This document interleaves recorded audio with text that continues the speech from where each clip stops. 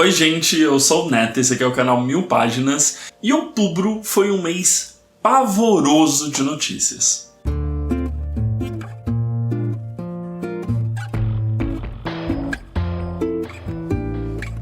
Bom, então antes de começar, os recadinhos de sempre aqui do canal, não esquece de deixar seu like, seu comentário e se inscrever. Lembrando que no box de descrição a gente tem o link para a loja do Capitão Onigiri, bem como o cupom de desconto aqui do canal, então você pode comprar livros, quadrinhos, mangás, acessórios e ainda no fechando a sua compra com o cupom ganhar 5% a mais de desconto, que é muito melhor. E outubro foi um mês complicado no mundo de uma maneira geral, mas também no mercado livreiro. E a gente não poderia deixar de começar essa edição comentando sobre a decisão da Feira de Frankfurt, que aconteceu agora no mês de outubro, de cancelar a premiação de uma autora palestina. Então, a Feira do Livro de Frankfurt, que é uma das principais, se não a maior feira de licenciamento, é a maior feira do mercado, ela sempre tem, além, obviamente, da sua parte de negócios, uma gigantesca relevância no que se refere às discussões do mercado literário. Então ocorrem premiações, ocorrem palestras, ocorrem mesas redondas. E a feira, nesse ano, decidiu cancelar a premiação da autora Adania Shibli, pois ela é uma autora palestina e o seu livro narra principalmente a questão da Nakba, que foi a guerra de 1948, em que os israelenses expulsaram os palestinos. A Feira do Livro de Frankfurt decidiu cancelar o prêmio que seria otorgado a Adania Shibli, uma autora palestina, e por conta, deu como justificativa dessa decisão a atual guerra entre a Palestina e Israel, e essa decisão acabou sendo deveras criticadas por diversos editores, por diversos autores e autoras. Então foi uma situação muito negativa, inclusive porque na primeira justificativa deste cancelamento do prêmio, os superintendentes ali da feira, o órgão que organiza a feira, falou que a decisão tinha sido tomada em comum acordo com a autora, por conta dessa guerra contra o Hamas, e aí a autora teve que se publicamente falar, olha, não foi bem isso que aconteceu, e repudiar o cancelamento, e além de tudo, por argumentar que a Feira do Livro estava utilizando de uma fake news, de uma notícia mentirosa, que seria esse acordo entre as duas partes para fazer esse cancelamento. O livro em questão da Shibli, aqui no Brasil ele foi intitulado como Detalhe Menor. Ele conta a história real de uma mulher palestina vítima de estupro e assassinato por soldados israelenses em 1948.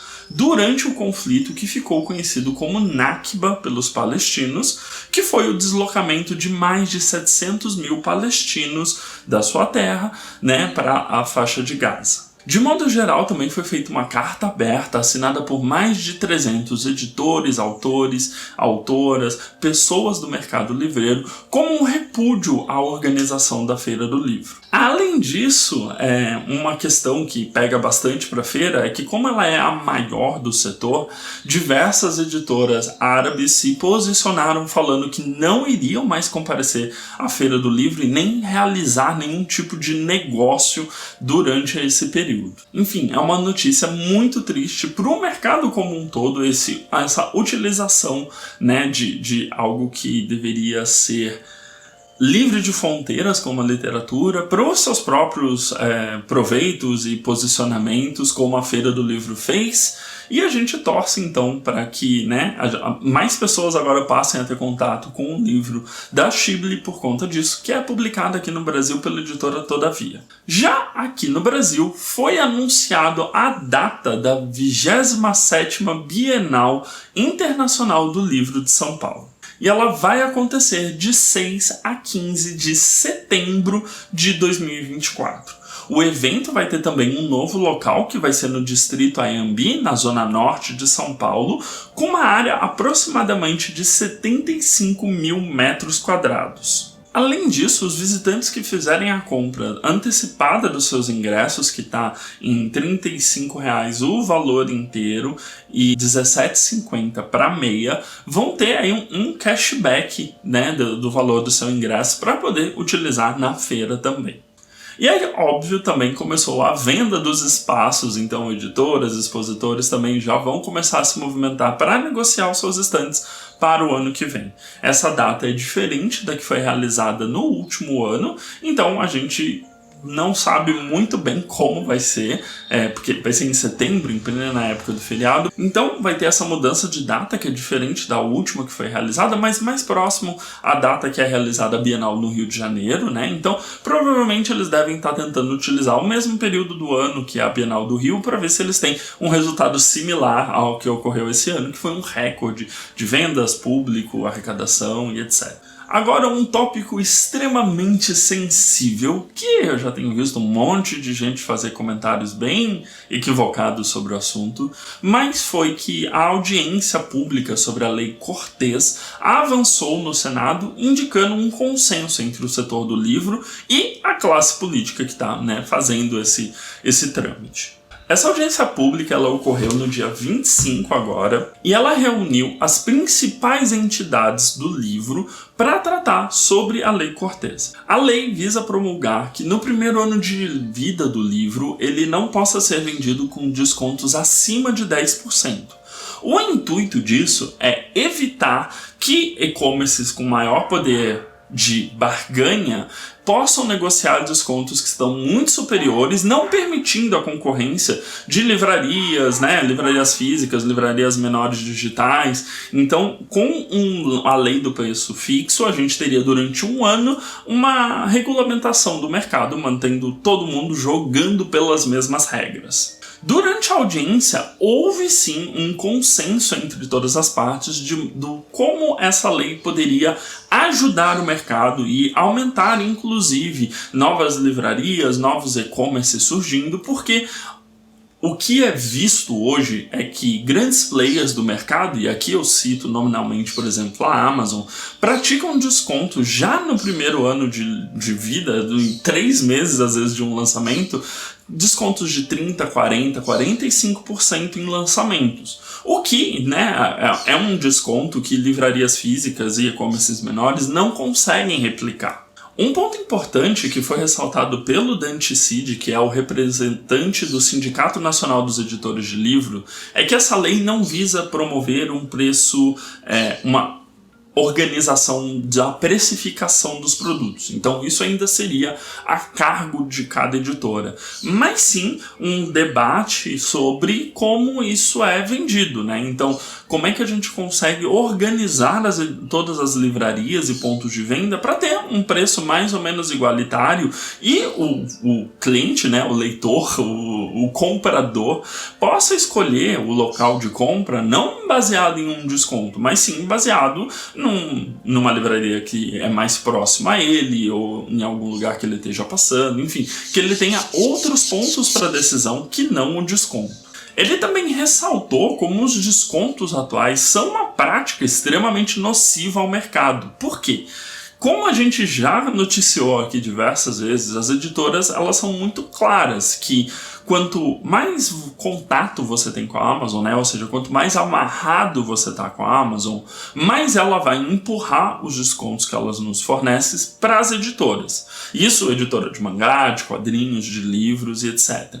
Então, há alguns meses atrás, vazou inclusive uma notícia de que a Amazon teria enviado um e-mail para as principais editoras mais próximas, falando, olha, o desconto que a gente pede para vocês, acho que se eu não me engano ia de 30%, eles estavam pedindo quase 48% para um novo desconto, né? Então ela realmente faz esse repasse.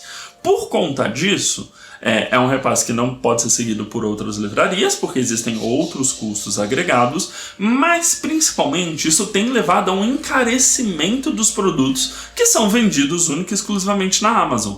Por quê? Como a gente tem no Brasil uma pivotagem de aonde as pessoas compram as coisas, ou seja, elas compram, se eu não me engano, no ano passado foi o primeiro ano em que as vendas digitais foram maiores do que as vendas em livrarias físicas, a Amazon se sente no direito de cobrar descontos maiores e as editoras, para suportar esses descontos, elas estão aumentando o preço dos seus produtos porque elas já contam que esse desconto que ela vai precisar dar na Amazon. Então é aquilo, em vez dela vender um produto a 50, como ela vai ter que dar 30% de desconto, ela pratica um preço que mesmo com esses 30% de desconto, ela receba os mesmos R$50. Então, na verdade, esse sistema de desconto que está sendo dado pela Amazon, ele está encarecendo o produto final.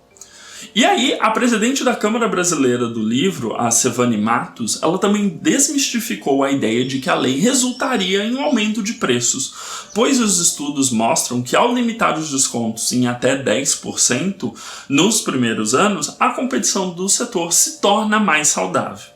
De modo geral, a audiência terminou com um consenso entre várias partes e a senadora Tereza Leitão, que é quem está como relatora dessa audiência, concluiu ressaltando o amplo apoio e consenso em torno da proposta. Então ela vai continuar tramitando no Senado. É uma lei que a gente vai ver muita notícia inverídica ou opiniões não embasadas na realidade, então é muito importante que a gente acompanhe as pessoas do mercado, do que elas estão falando sobre. Todo mundo está muito acostumado, eu acho, com os descontos que são praticados em e-commerce de modo geral, principalmente na Amazon, mas quem acompanha aqui do canal sabe muito bem que não são descontos saudáveis e essa lei vem justamente para corrigir isso. Não dá pra gente ficar triste com as notícias de livrarias fechando cada vez mais, de processos de recuperação judicial e simplesmente não poder ir na livraria comprar porque os preços finais estão saindo mais caros, além dos aumentos de insumo normal, mas também para compensar uma falsa sensação de desconto que é dada. E aí eu falo principalmente no que se refere a quadrinhos e mangás, que são editores um pouco mais vocais com relação a isso, mas é sabido que a Amazon ela faz você está dando 30% de desconto e ela faz isso porque mesmo que ela receba menos, ela consegue fechar empresas locais para poder se estabelecer como a única vigente. Seguiremos acompanhando qual será o desfecho dessa lei. E para fechar o mês, a gente teve uma notícia muito ruim para os fãs de mangá. Primeira parte dela. Saíram os dados do relatório Quadrinhopédia do Mercado Editorial Brasileiro de Quadrinhos, elaborado pela Quadrinhopédia, projeto do pesquisador e quadrinista Lúcio Luiz, tá? O que trata essa pesquisa? Ela cobriu diversos aspectos do mercado, entre eles a representatividade de editoras, bem como os preços praticados pelas editoras no Brasil. Em 2021, foram registrados 2.130 títulos diferentes pelas editoras. Por uma decisão de metodologia, ele desconsiderou toda a publicação independente, trabalhou apenas com as publicações vindas de editoras, e o mais curioso é que o número subiu para 2.262 títulos em 2022, então a quantidade de títulos ela vem aumentando. E a Panini Comics domina a publicação de títulos ligados às principais editoras de super-heróis norte-americanos, além de praticamente todas as obras da MSP e uma parte significativa dos mangás lançados no Brasil. Com isso, somado todas as partes que são representativas da Panini, a gente tem ali em torno de mais de 50% de tudo que foi publicado foi pela editora Panini. E aí, não bastando isso, quanto ao preço de capa também dos títulos, observa-se uma tendência de aumento nos quadrinhos.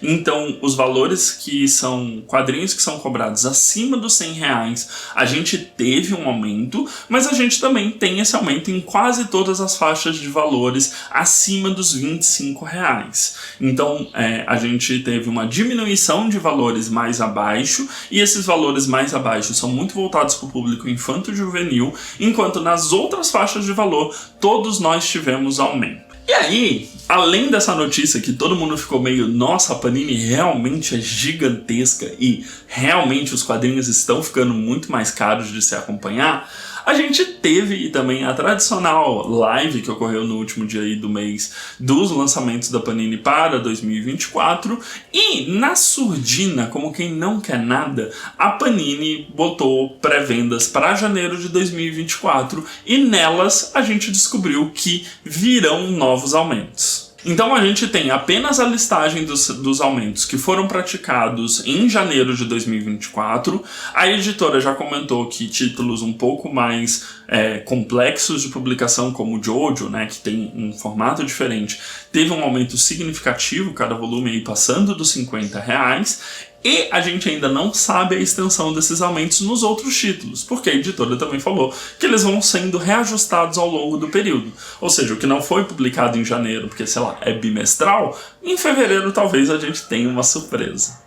Então, não bastando ela ser responsável por mais de 50% de todas as publicações, a partir de 2024 essas publicações estarão mais caras. Então houve aumento em pré-vendas de mangá e houve também em pré-vendas de quadrinhos, se eu não me engano, especificamente nos quadrinhos dela, que são as sagas, né, que são volumes que ela copila um maior número de páginas, que são uma saga fechada de algum herói em específico. E obviamente que na live a gente também teve anúncio. Então é isso, anúncio que não para de ocorrer, cada vez mais títulos saindo, cada vez mais caros e a gente tendo que selecionar cada vez mais aquilo que a gente quer colecionar.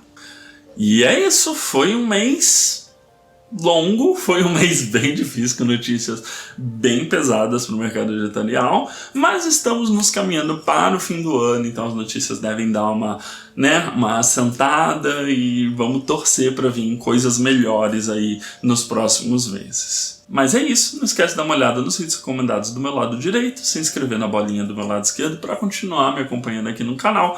A gente se vê no próximo vídeo, um grande beijinho, tchau, tchau.